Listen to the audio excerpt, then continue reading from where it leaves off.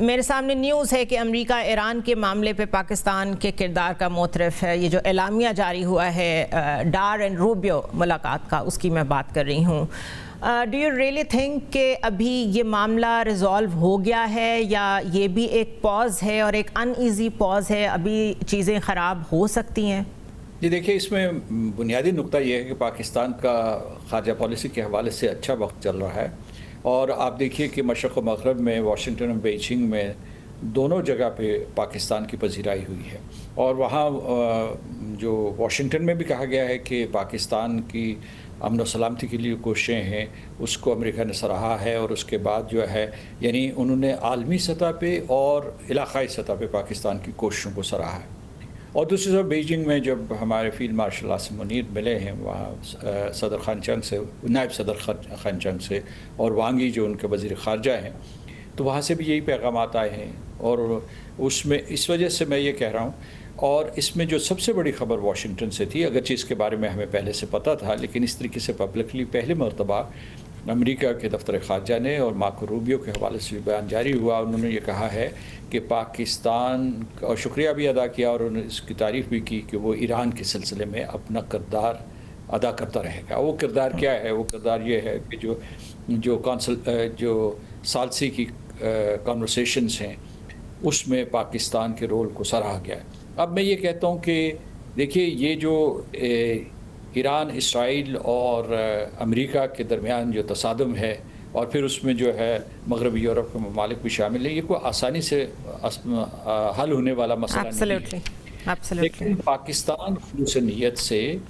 اور جو ہے سفارتکاری کے اعلیٰ ترین اصولوں کے مطابق اپنے ہمسائے کے لیے اور امریکہ کے ساتھ اپنے جو اچھے تعلقات ہیں ان کو استعمال کرتے ہوئے کوشش کر رہا ہے کہ کسی طریقے سے مزید خرابی نہ ہو. جس کا جو سوال آپ نے پوچھا کہ مزید خرابی نہ ہو، خرابی ہو سکتی ہے. سارے ایسے عناصر موجود ہیں جس سے کہ خرابی کے امکانات بہت قوی ہیں. اور اس لیے یہ پاکستان کا یہ رول ہے، یہ اسٹیٹسمن لائک رول ہے، اور یہ جو ہے اسٹیٹسمن شپ کا رول ہے.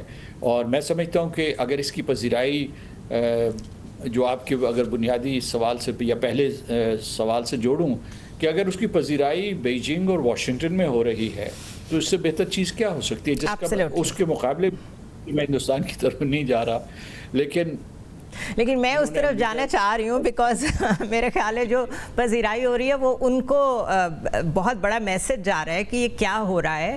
تو میں ان کو ریلیٹ کرتے ہوئے یہ آپ سے پوچھنا چاہوں گی کہ ڈو یو تھنک کہ Iran has learned a lesson, because وہ جو ان کا بڑا ٹلٹ تھا انڈیا کی طرف، اور اب انہوں نے جو وہاں سے را آپریٹیوز بھی پکڑے ہیں اور انہوں نے ان کا رول بھی دیکھا ہے، کہ ڈو یو تھنک کہ ایران کی پالیسی بھی اب کچھ چینج ہوگی ٹورڈز پاکستان؟ آلریڈی ہوئی ہے، میرا مطلب ہے از اٹ فار گڈ؟ دیکھیے، پاکستان اور ایران ہمیشہ سے اس بات کے لیے کوشش کرتے رہے ہیں کہ ان کے تعلقات مضبوط ہوں، اور ہیں بھی ایک اعتبار سے. ایک خاص حد سے آگے نہیں بڑھ سکے. اس کی وجہ جو تھی خلیجی ریاستوں کے ساتھ ہمارے تعلقات ہیں، اور خلیجی ریاستوں اور ایران کے درمیان جو اختلافات تھے، اس کی وجہ سے ایران اور پاکستان کے درمیان تعلقات اس سطح پہ نہیں پہنچ سکے جس پہ انہیں پہنچنا چاہیے تھا.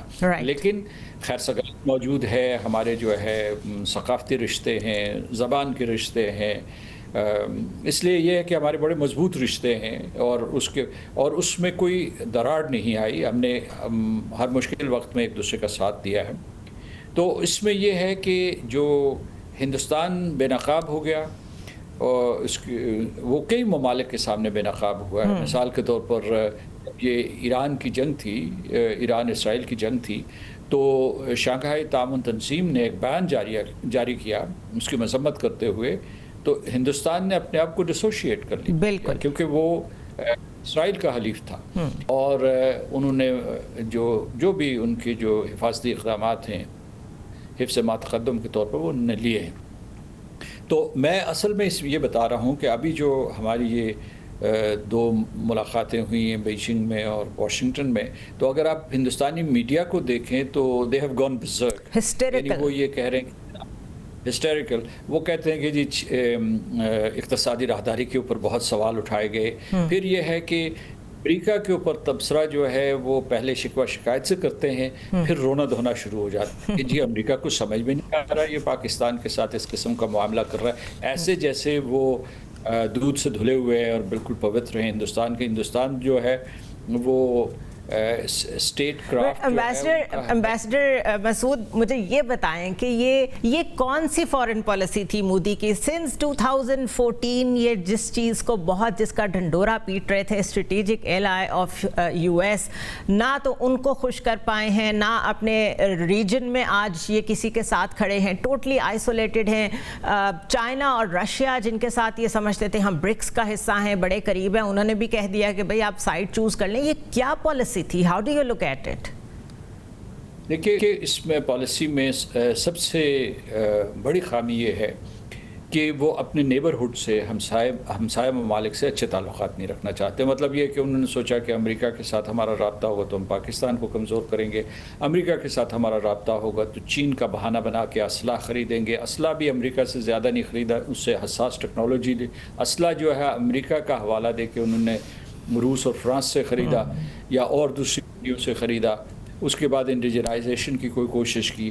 پھر جو ہے اگر آپ نے دیکھا ہوگا کہ امریکہ کے ساتھی تھے اور جو یوکرین میں جب امریکہ کا ساتھ یا یورپ کا ساتھ دینے کا وقت آیا تو روس سے سستے دام آئل اور گیس خریدا اور اس سے منافع کمایا عالمی منڈیوں میں سے مہنگے داموں بیچ کے. تو اس لیے یہ ہے کہ ان کی جو پالیسی اچھا. دوسری یہ ہے کہ اس کے پیچھے چلے جائیں. یہ لوگ جو ہیں یہ سمجھتے ہیں کہ یہ کسی طریقے سے جو ہے نازسزم کے وارث ہیں، کہ جیسے جرمن قوم جو ہے اسے ایک جنون ہوا تھا انٹر وار پیریڈ میں لاسٹ سینچری کہ بھئی کسی طریقے سے ہم اپنی برتری حاصل کریں گے اور جتنی اقلیتیں ہیں ان کو تباہ و برباد کر دیں گے. اسی طریقے سے وہ سمجھتے ہیں کہ ہندو سپریمیسی کا وقت آیا ہوا ہے تو اس میں نہ صرف دھن دھونس اور دھاندلی بلکہ تشدد کے ذریعے تمام جو ہے ان کو اریز کر دیا جائے گا اقلیتوں کو اور ان کے جو بھی ہے جو مقدس مقامات ہیں. تو اصل میں جو سوچ ہے اس میں اتنی زیادہ وہ مکاری اور چالاکی انہوں نے انویسٹ کی ہوئی ہے کہ وہ اپنے مطلب جب سچ ارد گرد آتا ہے وہ کیونکہ ریالٹی سے آئسولیٹڈ، وہ ایک اپنا ہی ہیوبرس ہے جس کو وہ لے کے چلتے رہے ہیں اور ریالٹیز کو فیس نہیں کیا تو آج آئسولیٹڈ ہیں. Thank you so much for joining us and for a very great discussion. آپ امبیسڈر مسعود کی بات سن رہے تھے. He has a vast experience. بہت پازیٹیو انہوں نے پاکستان کے لیے ڈپلومیسی کی یو ایس میں اس وقت جس وقت انڈین ہیجمنی وہاں پہ ہمیں ہر جگہ پر ہر تھنک ٹینک میں ہر جگہ دکھائی دیتی تھی اور سی پیک کے اوپر بڑا پریشر تھا. ان ٹائمز میں امبیسڈر مسعود نے پاکستان کو ریپرزینٹ کیا ہے ان واشنگٹن. آپ نے ان کا انالیسس سنا. پاکستان کے لیے اس وقت ایک بہت اچھی ونڈو اوپن ہے جس میں ٹریڈ بھی آتا ہے، جس میں ڈپلومیسی بھی آتی ہے، جس میں جیو پالیٹکس بھی انوالوڈ ہیں. لیٹس ہوپ کہ ایسے ایس ڈپلومیٹس ہمارے دنیا میں ہمارا اسی طرح سے جو ایک سر بلند کر رہے ہیں وہ کرتے رہیں. And for the first time we can say proudly کہ اس وقت اس ریجن کے جتنے بھی پلیئرز ہیں وہ پاکستان کے ساتھ کھڑے ہیں.